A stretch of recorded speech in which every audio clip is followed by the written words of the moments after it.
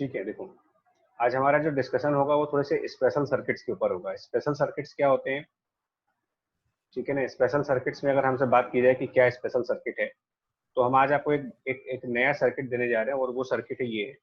इसको हम नाम देते हैं व्हीट स्टोन ब्रिज सर्किट।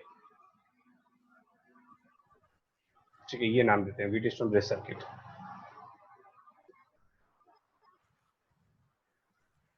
ये काफी फेमस है, मतलब देखो ये एक्चुअली क्या है ना कि ये वैसे तो क्लास 11th में आता है। ज्यादातर स्टूडेंट्स जो हैं वो इसको क्लास 11th में डिस्कस करते हैं, बट हम लोग इसको यहीं पर डिस्कस कर लेंगे। ठीक है, यहीं पर हम लोग इसको डिस्कस करके कंप्लीट करेंगे।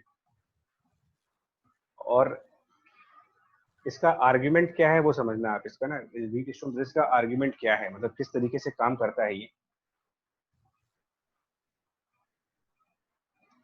तो देखो हम लोगों ने पिछली क्लास में ये कहा था, लास्ट क्लास में अगर आपको याद हो, कि पोटेंशियल सीरीज कॉम्बिनेशन में डिवाइड होता है ना। पिछली क्लास में एक रूल कहा था। तो अगर मान लो हमारे पास ऐसे करके कोई रेजिस्टेंस है, दो रेजिस्टेंस है मान लिया, ठीक है। आप रिकॉल करना, ये स्टेटमेंट हम लोगों ने पिछली क्लास में दिया था कि यहाँ पर एक बैटरी से कनेक्ट करो अगर, ठीक है, और ये एक रेजिस्टेंस R1 हो और ये एक रेजिस्टेंस R2 हो और यहाँ पर V हो। तो हमारा एक डिस्कशन ये हुआ था कि जो R1 होता है इसके अक्रॉस पोटेंशियल डिफरेंस V1 और इसके अक्रॉस पोटेंशियल डिफरेंस V2 होता है। तो हम लोगों ने ये लर्न किया था कि इन दोनों पोटेंशियल डिफरेंस को जब ऐड करते हैं तो वो वैल्यू हमेशा V होनी चाहिए। ठीक, और ये काफी इंपॉर्टेंट कंसेप्ट ध्यान रखना। आई मीन बहुत ज्यादा फ्रीक्वेंट कंसेप्ट है ये, कई बार यूज होगा, इसको ध्यान रखना। और ये यहाँ से लेकर के और करंट इलेक्ट्रिसिटी के कई पॉइंट्स ऐसे आते हैं जहां पर इसको यूज करते हो। तो V1 plus V2 equal to V। और हम लोगों ने ये भी कहा था कि जो रेशियो ऑफ पोटेंशियल डिफरेंस होता है, रेशियो ऑफ पोटेंशियल डिफरेंस वो सेम होता है जो रेशियो ऑफ रेजिस्टेंस होता है सीरीज कॉम्बिनेशन में। सीरीज के लिए ये कहा गया था। तो रेशियो ऑफ पोटेंशियल डिफरेंस का मतलब V1 by V2 is R1 by R2। ये लास्ट क्लास का डिस्कशन पॉइंट था, बट थोड़ा सा रिकॉल कर रहे हैं।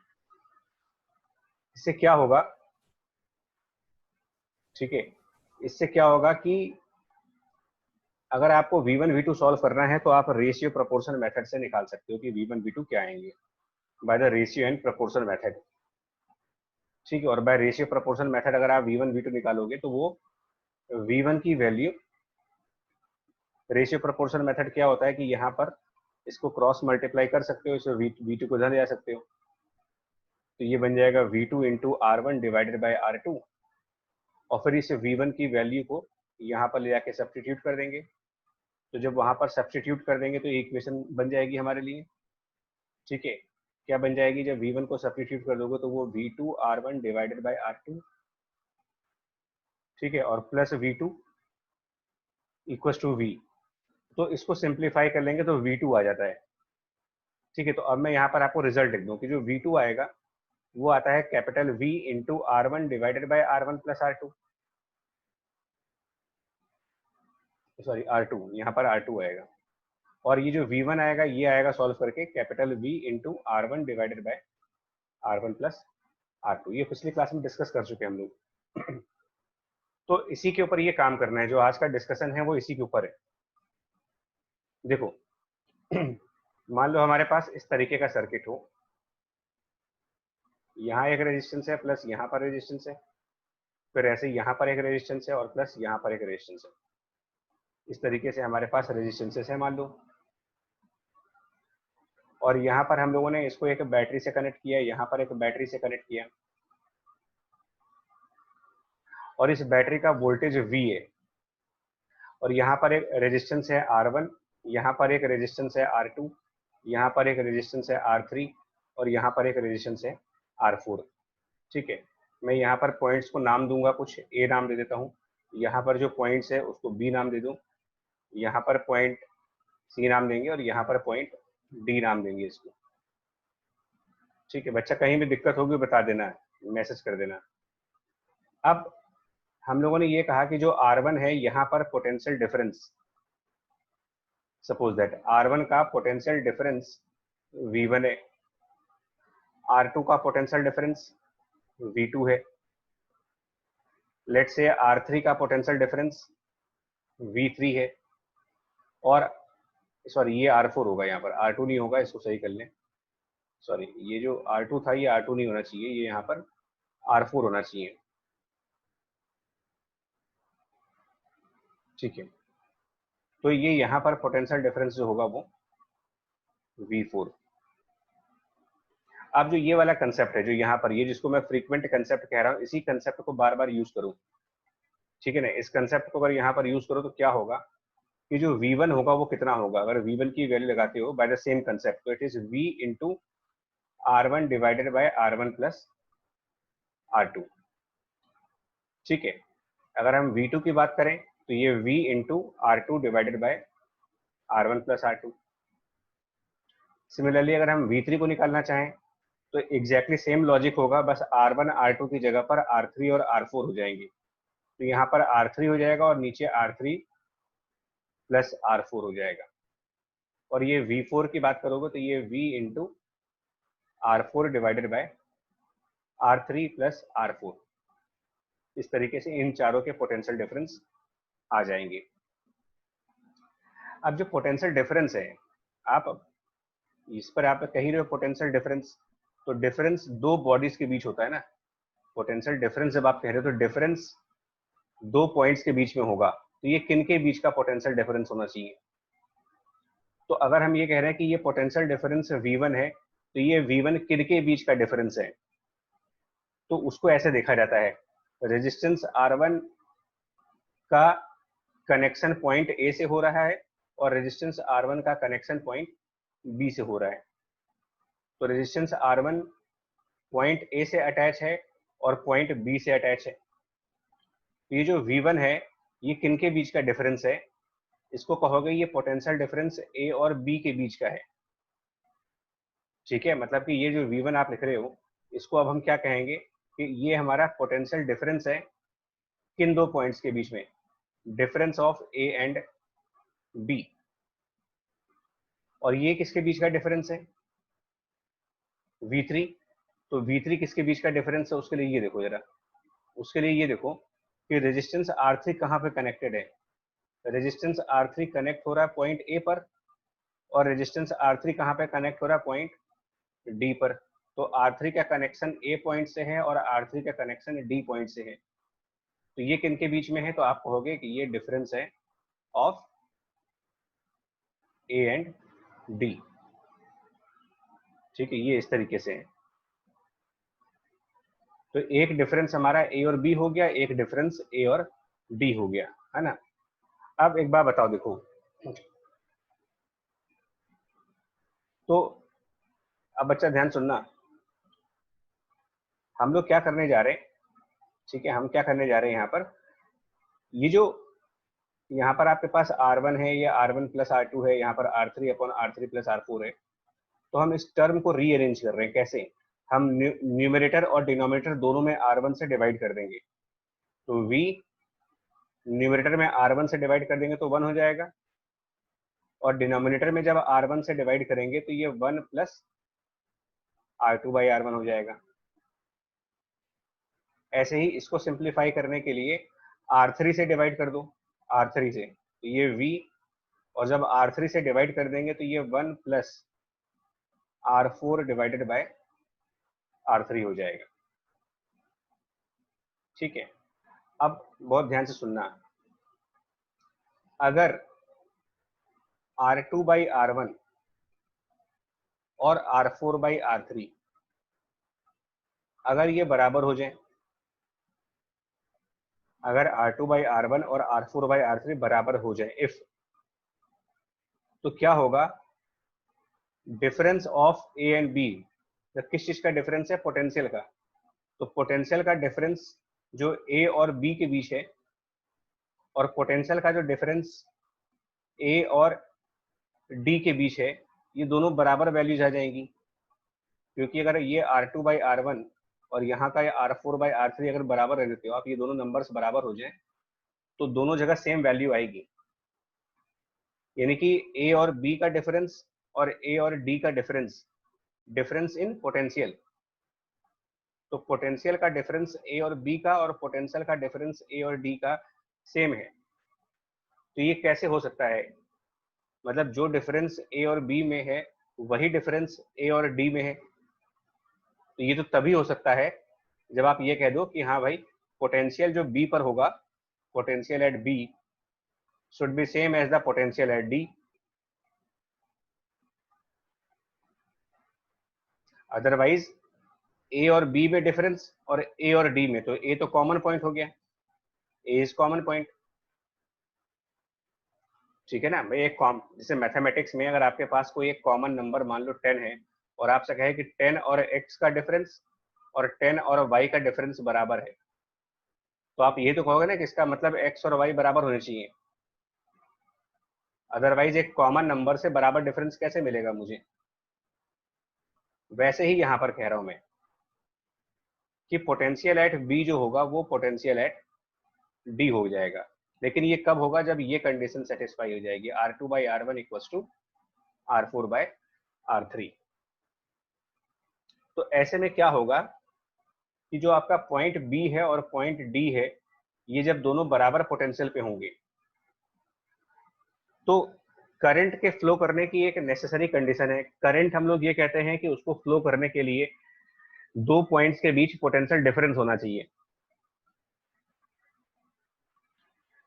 अगर किसी दो पॉइंट के बीच में पोटेंशियल डिफरेंस नहीं है तो वहां पर करंट फ्लो नहीं हो सकता,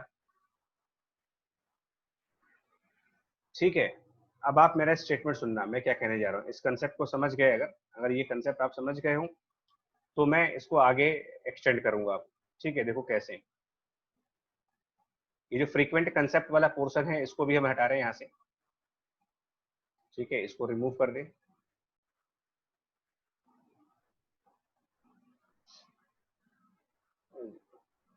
इसको जल्दी से हटाएं, फिर उसके बाद देखें क्या होगा।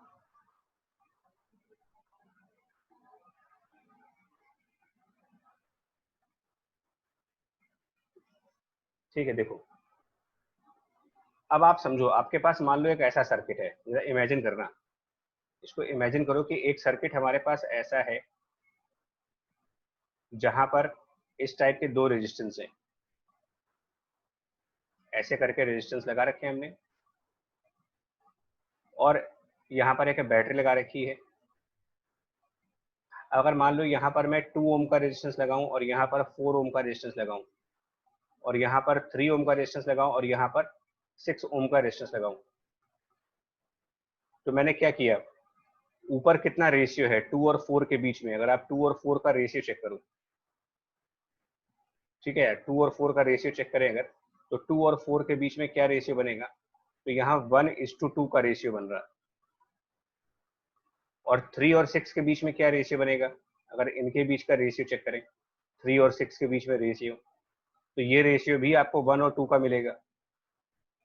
और यही तो मैं कह रहा हूँ कि अगर R2/R1 और R4/R3, इसका मतलब जो रेशियो इन दोनों के बीच में है, अगर वही रेशियो R3 और R4 में आ जाए, दोनों तरफ रेशियो बराबर आ जाए, तो उससे होगा क्या कि पॉइंट बी और पॉइंट डी दोनों सिमिलर पोटेंशियल पर आ जाएंगे। अब जब दोनों सिमिलर पोटेंशियल पे आ जाएंगे तो अगर यहाँ पर कोई रेजिस्टेंस होगा, मान लो यहाँ पर कोई रेजिस्टेंस है, सपोज करो 5 ओम का, तो भी कुछ होगा नहीं, क्योंकि जब रेशियो बराबर आ चुका है, ऊपर नीचे का रेशियो बराबर है, तो ये जो बी पॉइंट है और ये जो डी पॉइंट है, इन दोनों में पोटेंशियल बराबर बराबर है। तो जब इन दोनों का पोटेंशियल इक्वल है तो करंट फ्लो नहीं कर पाएगा, यानी कि इस 5 ओम में कोई भी करंट नहीं होगी, नो करंट। और इसी कंडीशन को व्हीट स्टोन सर्किट का नाम दिया गया है, व्हीट स्टोन सर्किट, जिसके अंदर अपर ब्रांच का रेशियो और लोअर ब्रांच का रेशियो बराबर हो जाता है। तो ये जो ब्रांच बीच में लगाई है हमने, बी और डी के बीच में, इस ब्रांच में करंट फ्लो नहीं करता है। तो जब इसमें करंट फ्लो नहीं करता है तो इस ब्रांच को हम लोग रिमूव कर सकते हैं, यानी कि इसको डिलीट कर सकते हैं, ठीक है। एक और एग्जांपल दिखा रहा हूं, जैसे मान लो आपसे ये कहा जाए कि भाई हमारे पास ये 2 रेजिस्टेंस हैं प्लस ये 2 रेजिस्टेंस हो गए, 4 हो गए, और एक 5th रेजिस्टेंस है मान लो, इस तरीके से। और यहाँ पर ये 1 ओम का रेजिस्टेंस है, ये 3 ओम का रेजिस्टेंस है, ये 2 ओम का रेजिस्टेंस है, और ये 6 ओम का रेजिस्टेंस है, और ये 4 ओम रेजिस्टेंस है। और कहा जाए कि फाइंड आर इफेक्टिव, इसमें टोटल रेजिस्टेंस कितना होगा। तो अब इसमें ध्यान देने वाली बात है, ये स्पेशल सर्किट पढ़ रहे हो आप, ध्यान देने वाली बात क्या है, ऊपर 1:3 रेशियो, नीचे 2 और 6 है, यानी कि ये रेशियो 1:3। तो जब ये कंडीशंस मिल जाएंगी तो ये जो 4 ओम आप देख रहे हो इसमें करंट आएगा ही नहीं, यानी इस तार में, इस वायर में कोई करंट नहीं होगा। तो जब इसमें करंट आई की वैल्यू 0 होगी तो इसको हम क्या करेंगे, इसको यहां से रिमूव कर देंगे, ठीक है, क्योंकि इसमें करंट नहीं है तो हम क्या करेंगे, इसको रिमूव कर देंगे, यानी इस ब्रांच को हटा देंगे। इसको हटाने से क्या होगा, इसको हटाने से अब आपके ऊपर के जो 1 और 3 ओम है ये दोनों सीरीज में आ जाएंगे, उससे ये 4 ओम बन जाएगा, और नीचे 2 ओम और 6 ओम सीरीज में आ जाएंगे और ये 6 ओम बन जाएगा, और ये जो 4 ओम ऊपर है और ये जो 6 ओम नीचे है ये पैरेलल में होंगे।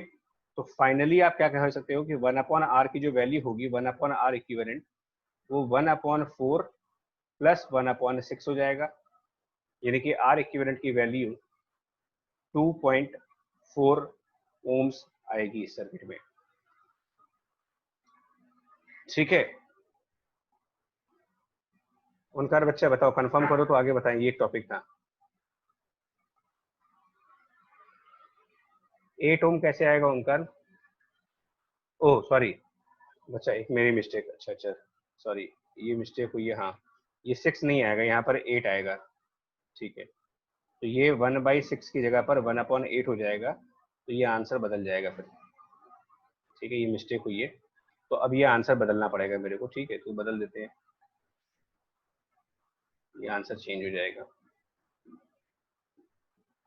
तो अब ये जो आंसर होगा आर इक्विवेलेंट वो हो जाएगा 8 + 4 12, 32/12, यानी कि 8/3 आई थिंक 8/3 ओम, ठीक है। उनका क्लियर है बच्चा, यस और नो करो, यस और नो करके बताओ, अगर क्लियर है तो आगे बढ़े फिर। ये व्हीट स्टोन सर्किट किसको बोलते हैं हम लोग, ठीक है, ये स्पेशल सर्किट है, मतलब ये व्हीट स्टोन सर्किट ध्यान रखना है, बट इसकी स्पेशल कंडीशंस भी हैं, सर्किट स्पेशल है तो इसकी कंडीशन भी, ये कंडीशन होना चाहिए यहाँ पर, दिस इज द क्राइटेरिया, है ना, ये होल्ड करना चाहिए। अगर ये होल्ड नहीं करेगा तो हमारा ये सारा मेहनत बेकार है, तब ये सर्किट व्हीट स्टोन सर्किट नहीं, तब वो व्हीट स्टोन के फॉर्म में नहीं आएगा फिर ये, और वो फिर हम क्लास 12th में डिस्कस करते हैं, अभी नहीं। चलिए नेक्स्ट, व्हीट स्टोन सर्किट के बाद, ठीक है, कुछ और सर्किट्स हैं, देखो कुछ और भी सर्किट्स हैं, उनको भी हमें डिस्कस करना है, कुछ और सर्किट्स हैं, बट उसके पहले मैं अब यहाँ पर एक टॉपिक डिस्कस करना चाहूंगा आपसे, which is heating effect. Sorry देखिए, एक मिनट, एक मिनट, ठीक है, हम वो सर्किट डिस्कस करेंगे, सॉरी देखो टॉपिक डिसकंटिन्यू हो जाएगा फिर। तो एक और स्पेशल सर्किट है, वो स्पेशल सर्किट कौन सा है वो देख लो आप, एक और स्पेशल सर्किट कौन सा है, ठीक है। ये स्पेशल सर्किट हमारे लिए कहलाता है लैडर सर्किट, ठीक है। इस लैडर सर्किट में क्या होता है, किस तरीके का सर्किट होता है ये, तो लैडर सर्किट किस तरीके से, देखो मान लो यहाँ पर एक रेजिस्टेंस है, फिर यहाँ पर एक रेजिस्टेंस है, ये 2 रेजिस्टेंस हो गए, फिर एक और रेजिस्टेंस यहाँ पर हो गया, फिर एक और रेजिस्टेंस हो गया, फिर एक और रेजिस्टेंस हो गया, फिर एक और रेजिस्टेंस हो गया, इस तरीके से हमारे पास कई सारे रेजिस्टेंस है, और इस तरीके की एक चेन है, इस तरीके का पूरा एक चेन है, दैट मीन्स ये प्रोसेस इनफाइनाइट टाइम्स के लिए होगा, ठीक है। 1 ओम का रेजिस्टेंस, 2 ओम का रेजिस्टेंस, फिर 1 ओम का रेजिस्टेंस, फिर 2 ओम का रेजिस्टेंस, फिर 1 ओम का रेजिस्टेंस, और फिर 2 ओम का रेजिस्टेंस, ठीक है। और यहां पर आप कोई बैटरी कनेक्ट करोगे, तो अब आपको बताना है कि इस सर्किट का इफेक्टिव रेजिस्टेंस क्या होगा।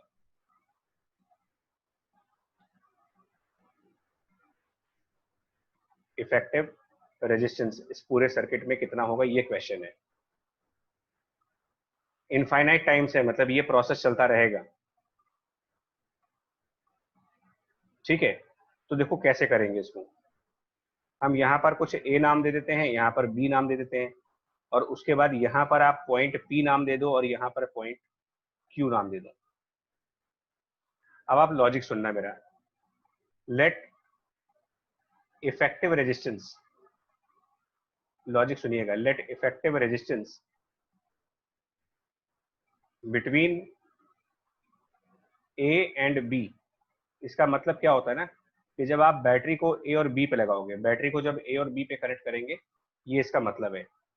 इज, उसको हम कुछ मानेंगे, सपोज करो एक्स मान लेते हैं, उसका यूनिट ओम होगा,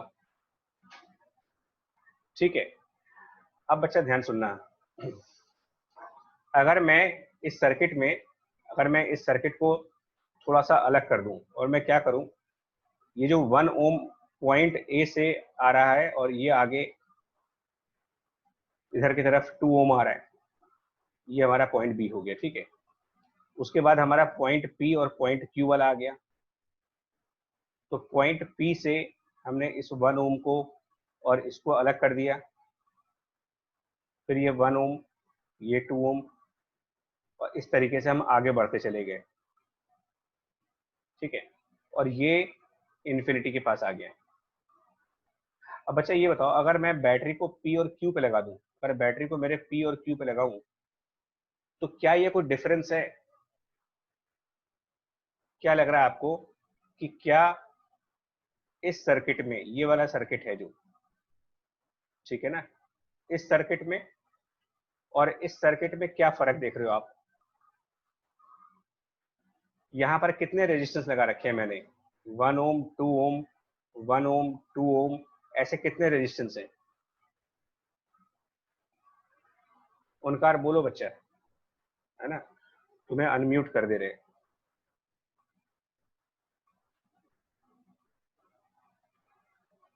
डिस्कस करो बच्चे, बताओ।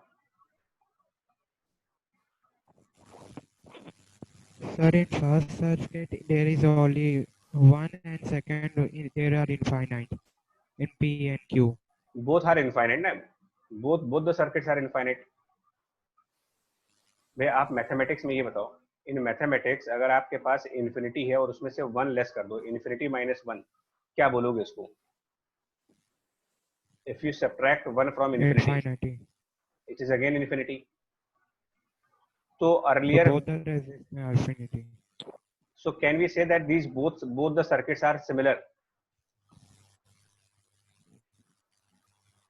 Subtracting 1 means removing 1 from infinity will not. Yes, sir, they are similar. Can we say that if you subtract 1 from infinity, it won't change the value very much significantly? उनका yes or no? Yes, sir. So अगर यहाँ पर effective resistance x था, तो यहाँ पर effective resistance क्या कह सकते हो कि what can be the effective resistance? बोलो, क्या बोलेंगे यहाँ पर इफेक्टिव रेजिस्टेंस क्या होगा? X. ये भी x होगा, ठीक है। तो अब इसका मतलब क्या हुआ कि अगर मैं, अब यहाँ पर मेन पॉइंट आ रहा है कि ये ए और बी, ये 1 ओम का रेजिस्टेंस और ये 2 ओम का रेजिस्टेंस, ठीक है। इसके आगे हमारे पास पॉइंट पी था और इसके आगे हमारे पास पॉइंट क्यू है। तो पी और क्यू के आगे जितना भी सर्किट है, पी और क्यू के आगे का जितना भी सर्किट है, वो इफेक्टिव है एक्स के बराबर, यानी कि आप उन सबको हटा सकते हो और उनकी जगह उनकी इफेक्टिव वैल्यू एक्स पुट कर सकते हो, ठीक है। और अब जब आप ऐसा करोगे, यहां तक ठीक है ओंकार, यस और नो बताना, क्लियर? Yes, sir. अब यहाँ इसके बाद क्या हो गया, 2 ओम और एक्स ये दोनों पैरेलल में आ गए, 2 ओम और एक्स पैरेलल में हो गए, तो इनका इक्विवेलेंट निकालेंगे, तो 1/r will be 1/2 plus 1/x, और इसको सिंप्लीफाई करोगे तो r की वैल्यू बन जाएगी 2 into x divided by 2 plus x. ये इन दोनों का आंसर आ गया, और इनका जो इफेक्टिव आएगा वो इस 1 ओम के साथ सीरीज में होगा, तो फाइनली मेरे पास जो आंसर आएगा वो 1 plus 2x divided by 2 plus x होगा, ये फाइनल वैल्यू होगी। Yes, Yes, sir. बट ये फाइनल वैल्यू किसके बराबर आनी चाहिए? क्योंकि हमारा तो ए और बी पर भी सेम आंसर आएगा, जो आंसर था ना कि ए और बी पर भी तो इफेक्टिव उतना ही आएगा भाई। ए और बी से अगर आप देखो तो इफेक्टिव वैल्यू एक्स है, और पी और क्यू के आगे देखते हैं तो भी हमारा इफेक्टिव वैल्यू एक्स था, पी और क्यू के आगे भी इफेक्टिव एक्स था, और ए और बी के आगे भी इफेक्टिव एक्स है, क्योंकि दोनों में सिर्फ 1 का डिफरेंस है। क्लियर कर लो बच्चा, अगर नहीं समझ में आया तो फिर Yes, से sir. समझ। ठीक है, यहां तक समझ में आ रहा है? ठीक है, Yes, sir. तो अब ये जो पूरा आंसर निकाला है ये किसके बराबर होना चाहिए? पूरे रेजिस्टेंस। तो ये पूरा पूरा रेजिस्टेंस कितना माना है हम लोगों ने? ए और बी के बीच का टोटल रेजिस्टेंस कितना मान लिया है हम लोगों ने? ए और बी के बीच में X. टोटल, तो इसको क्या मैं एक्स के बराबर लिख दूं? Yes, sir. हम्म, Yes, sir. ठीक है ना, समझदार। देखो, आप ऐसे मानो आपके घर में या कहीं पर भी मान लो एक बैटरी है, और उससे एक बैटरी है और उस बैटरी से मिलियन बल्ब्स कनेक्टेड है, मिलियन बल्ब्स, ठीक है। अब अगर आप एक बल्ब उसमें से निकाल दो, मिलियन माइनस 1, तो क्या उस बैटरी से जो करंट आएगा उसमें फर्क पड़ जाएगा? बहुत ज्यादा फर्क पड़ जाएगा No, sir. भाई। मिलियन बल्ब से कनेक्टेड है, उनमें से अगर एक बल्ब मान लो निकल भी गया, ठीक है, तो उससे ज्यादा फर्क तो पड़ता नहीं है। दिवाली के टाइम पर हम झालर लगाते हैं अपने घरों में, चाइनीज झालर या जो भी झालर लगाते हैं, उसमें न जाने कितने छोटे छोटे बल्ब होते हैं, तो कोई एक आध बल्ब अगर खराब भी हो जाता है तो ऐसा तो है नहीं कि हमारा लोड कम हो जाता है, लोड तो ऑलमोस्ट उतना ही रहता है, क्योंकि वो नंबर इतना बड़ा है कि उसमें से अगर एक कम भी हो जाएगा तो फर्क नहीं पड़ता है। तो हम इसी प्रिंसिपल को यहाँ पर फॉलो कर रहे हैं कि अगर हम ए और बी पर बैटरी लगाएंगे तो जो करंट जाएगा, और अगर हम बैटरी पॉइंट पी और पॉइंट क्यू पर लगाएंगे तो जो करंट जाएगा लगभग सेम जाएगा, क्योंकि करंट ए से निकलने के बाद इनफाइनाइट नंबर ऑफ रेजिस्टेंसेस में जाना है, और करंट को पॉइंट पी से निकल कर भी इनफाइनाइट नंबर ऑफ रेजिस्टेंस में ही जाना है। तो कोई फर्क नहीं पड़ेगा, यानी कि आप बैटरी को ए और बी पे लगाओ चाहे बैटरी को पी और क्यू पे लगाओ, लगभग सेम करंट आएगी।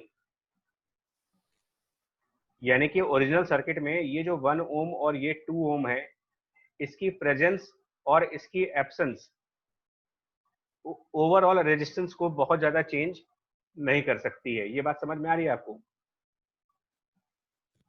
Yes, sir. तो हम लोगों ने पहले क्या किया कि इसकी एब्सेंस कर दी, मतलब 1 ओम और 2 ओम को अलग कर दिया। देखो यहाँ पर लेफ्ट साइड, इसको पहले सेपरेट कर दिया यहाँ से, और हमने कहा कि इसको सेपरेट करने के बाद जो रेजिस्टेंस आएगा और इसको इंक्लूड करके जो रेजिस्टेंस आएगा, मतलब इस 1 ओम 2 ओम को इंक्लूड करें या इसको एक्सक्लूड कर दें, दोनों ही कंडीशन में आपका जो रेजिस्टेंस है वो बराबर आना चाहिए। कन्विंस हुए आपके? अभी भी नहीं? Yes, sir. ऑनेस्टली बताना, नहीं होगा तो भी कोई दिक्कत नहीं है। मैं इस बार कह रहा हूँ कि क्योंकि हमारे पास इनफाइनाइट नंबर ऑफ रेजिस्टेंसेस हैं, इनफाइनाइट नंबर ऑफ रेजिस्टेंसेस, तो उन इनफाइनाइट नंबर ऑफ रेजिस्टेंसेस में किसी एक पोर्शन को एक्सक्लूड करने से या इंक्लूड करने से फर्क नहीं पड़ेगा ज्यादा।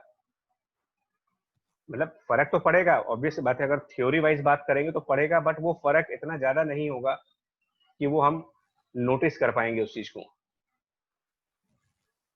इनफाइनाइट नंबर में। सर अगर लिमिटेड हो तो?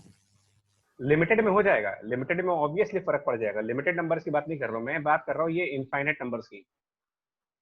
मैं बार बार इसीलिए स्ट्रेस डाल रहा हूँ कि अगर ये नंबर इनफाइनाइट टाइम से, मतलब अगर हमारा लैडर जो है उसमें ये रेजिस्टेंसेस इनफाइनाइट नंबर्स में लगाए हों, तो एक एक एक पोर्शन को रिमूव कर देने से या एक पोर्शन को ऐड कर देने से बहुत ज्यादा फर्क नहीं आने वाला कोई इसमें।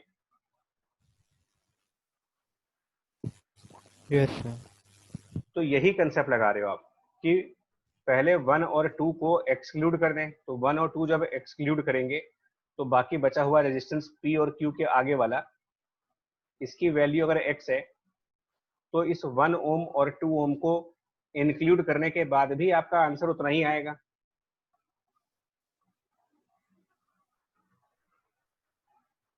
ठीक है बच्चे? Yes sir. तो इसीलिए मैं इसको किसके बराबर कर रहा हूं यहां पर, इक्वल टू x। अब ये क्वाड्रेटिक इक्वेशन बनेगी यहां पर, this will be a quadratic equation. तो इसको आगे हम नहीं सॉल्व कर रहे हैं, मैथमेटिक्स है, क्वाड्रेटिक इक्वेशन है, इसको सॉल्व करना। अच्छा ओंकार सॉल्व कर लीजिएगा, अगर फिर भी दिक्कत आती है ना तो डिस्कस कर लेना मुझसे, ठीक है? अभी भी अगर नहीं समझ में आ रहा आपको, क्योंकि क्लास 10th के लेवल पर थोड़ा सा हायर लेवल कंसेप्ट है ये, ठीक है? ये क्वेश्चंस एक्चुअली क्लास 12th के हैं, बट क्लास 10th में अगर आप समझ पा रहे हो तो बहुत अच्छी बात है, नहीं समझ पा रहे हो तो भी कोई दिक्कत की बात नहीं है।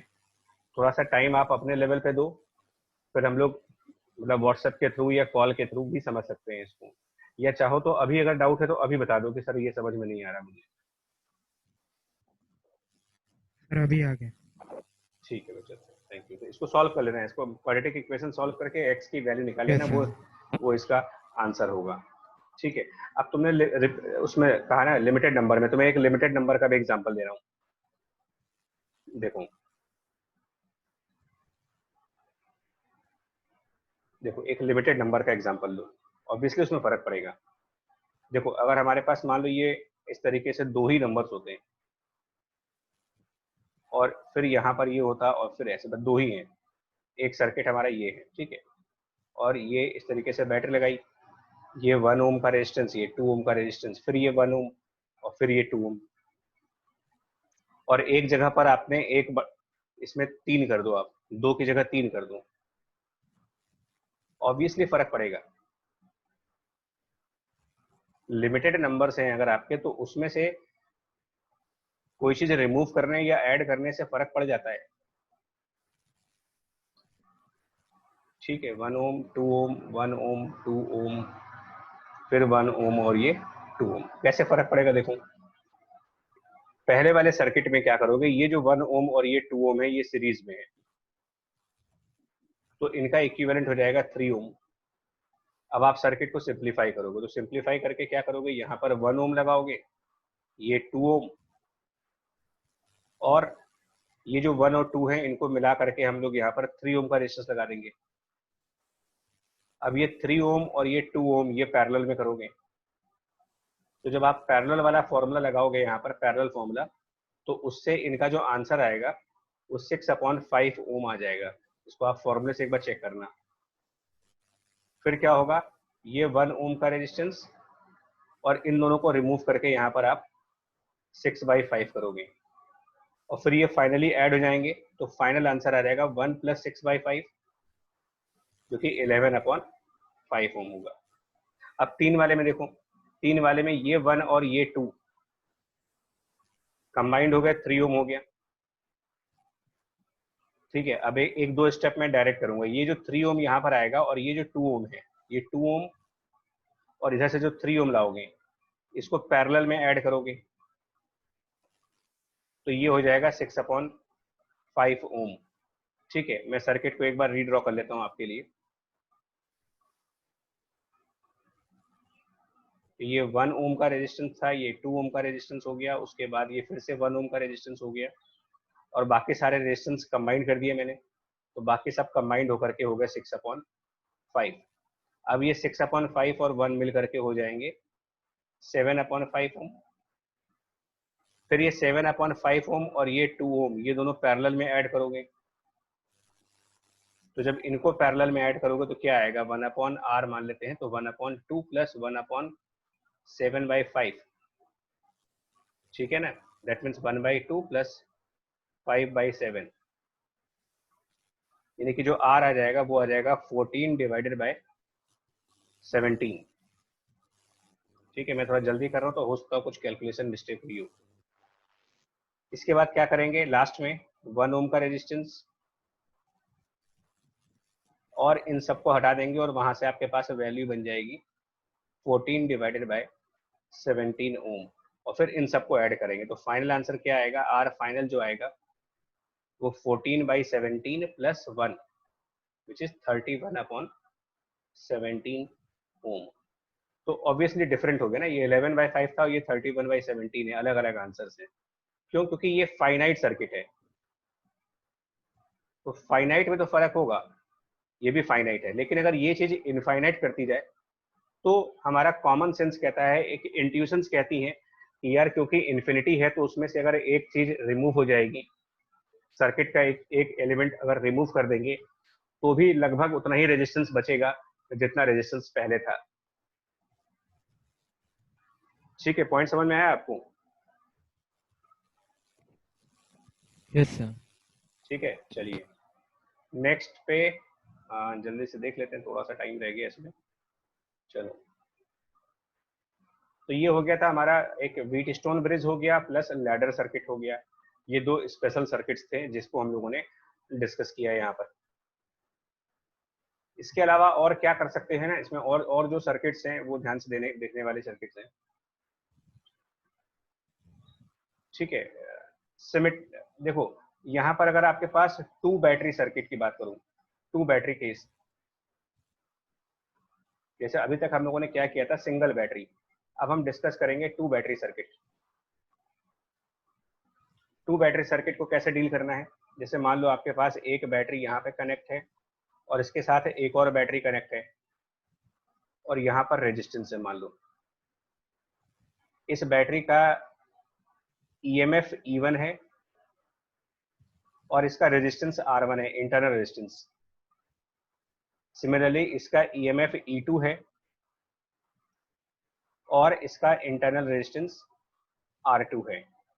तो कितना करंट फ्लो होगा ये क्वेश्चन है मेरा, जबकि कंसेप्ट क्या है कि अगर आप सिंगल बैटरी की बात करते हो तो in case of a single battery, अगर एक सिंगल बैटरी होती है of EMF E and resistance R, तो हमारा यहाँ पर जो कंसेप्ट होता है कि करंट कितना फ्लो होगा, तो वो I की वैल्यू बनती है EMF E divided by capital R plus small r। ये हम लोगों ने ऑलरेडी किया हुआ है, डन है। तो अगर वहां पर 2 बैटरीज हो जाएंगी तो कुछ नहीं करना, आपको यहाँ पर इनका नेट ईएमएफ निकालना है। नेट ईएमएफ वो सिंपली E1 प्लस E2 हो जाएगा और इनका नेट रेजिस्टेंस निकालना है, तो नेट रेजिस्टेंस क्या हो जाएगा, ये R1 प्लस R2। और जो सिंगल बैटरी वाला प्रॉब्लम है जहां पर E था वो रिमूव कर दीजिए, उसकी जगह पर E1 प्लस E2 कर दो और कैपिटल R प्लस ये जो स्मॉल r है उसकी जगह पर R1 plus R2। As example अगर मैं न्यूमेरिकल वैल्यूज लेके चलूं तो न्यूमेरिकल वैल्यूज में आप ऐसे समझो, यहाँ पर बैटरी प्लस इसका रेजिस्टेंस, यहाँ पर बैटरी प्लस इसका रेजिस्टेंस, मान लो ये 1 ओम रेजिस्टेंस है, ये 2 ओम का रेजिस्टेंस है, ये 6 वोल्ट है, ये 8 वोल्ट है और यहाँ पर 3 ओम है। तो अगर आपको इसके अंदर करंट निकालना हो तो करंट की वैल्यू डायरेक्टली कैसे लिखोगे, 6 वोल्ट यहाँ पर, 8 वोल्ट यहाँ पर, तो हो जाएगा 14 और 2 ओम प्लस 1 ओम प्लस 3 ओम, 2 प्लस 1 प्लस 3, ये इसका आंसर हो जाएगा। इन केस अगर किसी बैटरी को आपने रिवर्स कर दिया, प्लस माइनस चेंज हो गया उसके, इधर माइनस इधर प्लस हो गया, यानी कि अपोजिट तरीके से कनेक्ट कर दिया, तो इसको ऐसे याद रखना, माइनस माइनस एक दूसरे को रिपेल कर देंगे। तो रिपेल करने से क्या होगा, ये 6 वोल्ट और 8 वोल्ट ऐड होने की वजह से सब्ट्रैक्ट हो जाएंगे। तो 8 माइनस 6 और नीचे सारे रेजिस्टेंस ऐड कर दो, 2 प्लस 1 प्लस 3, ये करंट हो जाएगा। ठीक है, चलो बाकी नेक्स्ट सेशन में कर रहे हैं। ठीक है, यहां तक सही है? Yes. ठीक है, चलिए। बैटरीज में अगर माइनस माइनस एक साथ कनेक्ट कर देते